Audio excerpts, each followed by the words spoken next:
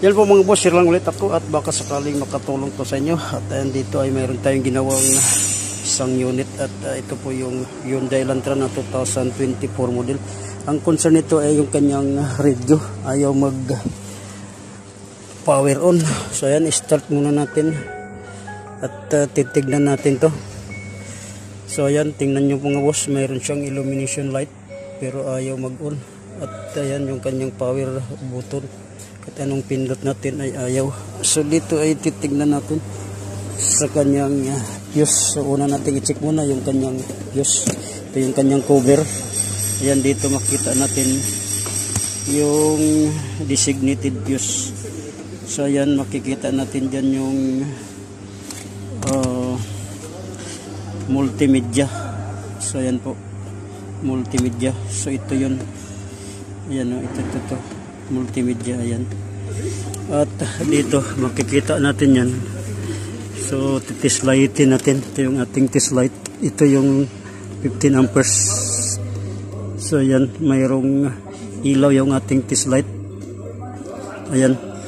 At ang gagawin ko ay subukan kong tanggalin tapos ikabit, baka sakaling ma-reset. So tanggalin ko muna yan. Ayan, bunutin natin. Ayan, tinanggal ko muna at hintay natin mga hanggang 2 minuto kung ma-reset siya. So ayan yung ating ginagawa muna nito dahil bagong model pa to.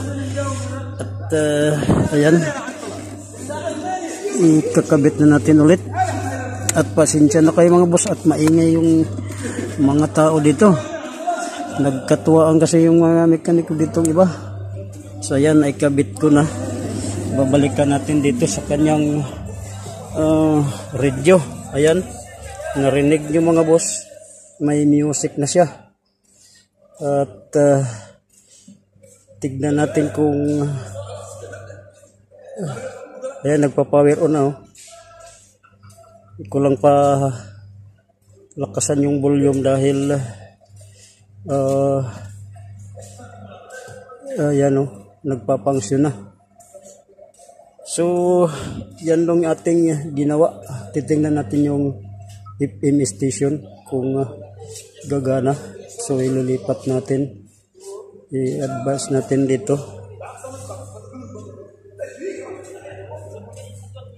So ayan po mga boss, narinig nyo at nakita nyo yung display, nag-display na. So ganun lang, sakaling mayroong ganito